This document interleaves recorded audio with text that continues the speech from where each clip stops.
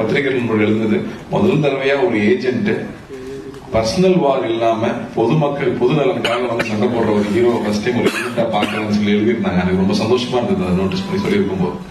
So அப்படி ஒரு character, அந்த கேரக்டர் திரும்பி வந்தா நல்லா இருக்கும்.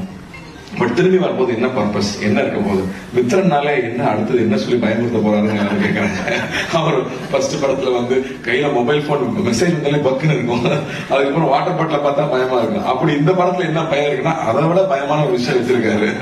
உண்மையாவே ஸ்கேரியான ஒரு பெரிய ஒரு விஷயம் இந்த படத்துல கையில தொட்டிருக்காரு.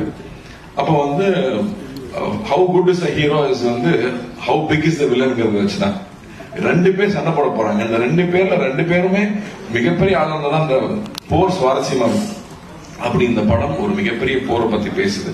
அதுக்கு ஆப்போசிட்ல எஸ் ஜே சூர்யா சார் வந்திருக்காருங்க போது நான் ரொம்ப ரொம்ப சந்தோஷப்பட்டேன். ஏன்னா அந்த படம் பெருசாகணும்னா, அந்த போர் பெருசாகணும்னா அந்த அந்த இரு துருவங்கள் பெருசா இருக்கும். சர்தார் வந்து ஸ்பாட்ல இருக்கும் போதே வந்து சர்தார் வந்துட்டாரு, சார் வந்துட்டாரு தான் பேசுவாங்க. அதே விஜய் கேரக்டர் விஜய் வந்துட்டான் அப்படிமா, ரெண்டு நான் தான்டா கொஞ்சம் மரியாதையா பேசுறேன். பட்